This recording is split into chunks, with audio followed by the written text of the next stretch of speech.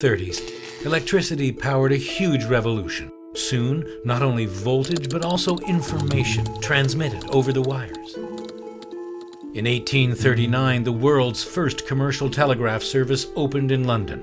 In 1844, Samuel Morse started a service in the United States. And soon after, the Morse code was standardized at the International Telegraphy Congress in Paris, later becoming an ITU standard.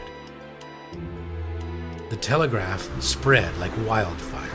Telegraph service began by linking Britain and France with a submarine cable, carrying over 9,000 messages in its first year.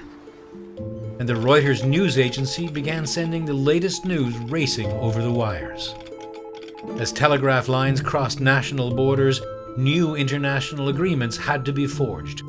In 1865, 20 nations gathered in Paris to sign an international framework and formed the International Telegraph Union. ITU was born. The 17th of May is now observed annually as World Telecommunications and Information Society Day.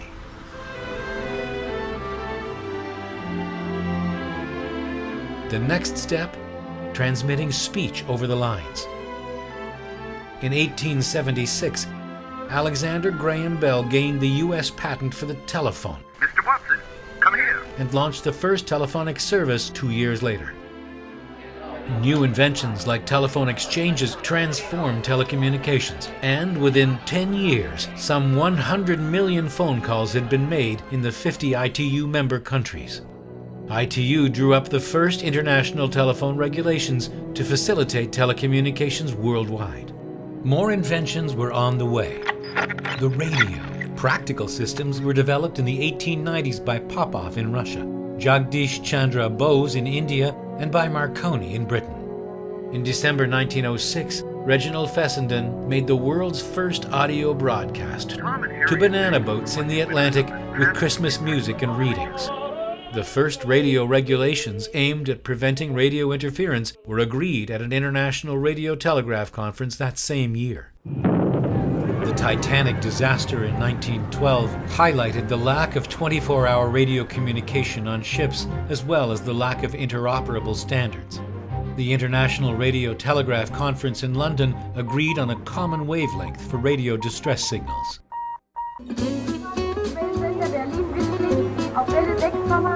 The International Radio Telegraph Conference in 1927 created a radio consultative committee, similar to the committees on the telegraph and the telephone.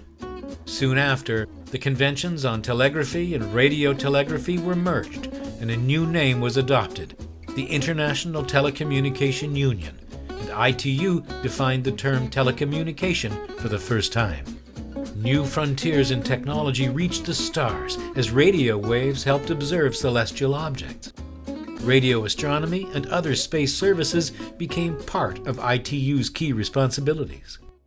With the onset of World War II, the role of telecommunications was affirmed as critical to war strategy. Radio navigation and direction finding developed into radar, providing accurate air navigation and detection of enemy aircraft. Shortwave broadcasts shored up the propaganda war.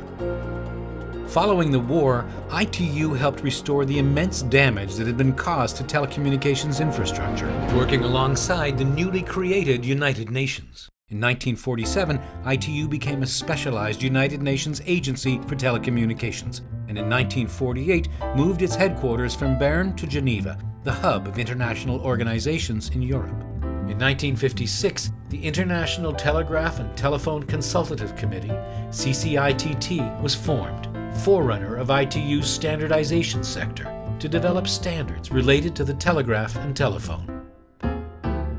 As the space race heated up, sending the first humans into space, satellite communication services began, with the first phone call from space. In 1964, the first geostationary satellite relayed live pictures of the Tokyo Olympic Games. Geostationary satellites are now the mainstay of telecommunications worldwide, and ITU allocates orbital slots and radio frequency spectrum to ensure reliable, interference-free transmission for meteorology, aeronautics, and broadcasting. Against the background of new innovations and the coming internet revolution, ITU provided a networking platform to explore new directions in information and communication technologies. In 1971, ITU Telecom World opened its doors as an industry showcase and high-level forum. Even as ICTs grew exponentially, ITU identified a missing link, the gap in access between countries, communities, and people. Bridging the digital divide and making telecommunications universally accessible became a top priority for ITU. ITU had a pivotal role in forging the digital revolution. New technologies were spawned: high-definition TV, JPEG, digital telephones, fiber optic networks. Recognition came from Hollywood in 3 Emmy Awards for HD TV and loudness metering in broadcast audio, and a Primetime Award for ITU-T H.264 video coding for online streaming on mobile devices. The Internet revolution transformed the world. Tim Berners-Lee, working at CERN, created the World Wide Web and made it freely available. The rest is history. ITU developed the technical standards that allow the Internet to run effectively on the telecommunication platform. The ITU-T H.323 standard made it possible for voice, video, and data to converge, transforming the world of telecommunications. In 1992, ITU's federal structure was reinforced as ITU-D became the 3rd pillar of the Union, along with radio communication, ITU-R, and telecommunication standardization, ITU-T. Telecommunication development received a boost worldwide, especially in developing countries. Today, mobile devices connect billions around the globe. In 1992, ITU allocated radio spectrum dedicated to mobile communications. IMT 2000, or 3G, became the global standard. The next step, IMT Advanced, was announced in 2012, and work is underway on developing IMT 2020, setting the stage for 5G technologies. In 2003, the first ever international gathering to discuss the potential of ICTs took place in Geneva, the World Summit on the Information Society, one of the largest gatherings of the United Nations, with over 19,000 participants, including nearly 50 heads of government. The second phase of the summit concluded in Tunis 2 years later with the Geneva Action Plan and Tunis Agenda, providing a roadmap to achieve universal accessibility and bridge the digital divide. The WSIS Forum is held annually to monitor progress. Focused on saving lives, the Tampere Convention facilitated rapid response and more effective assistance in the aftermath of natural disasters.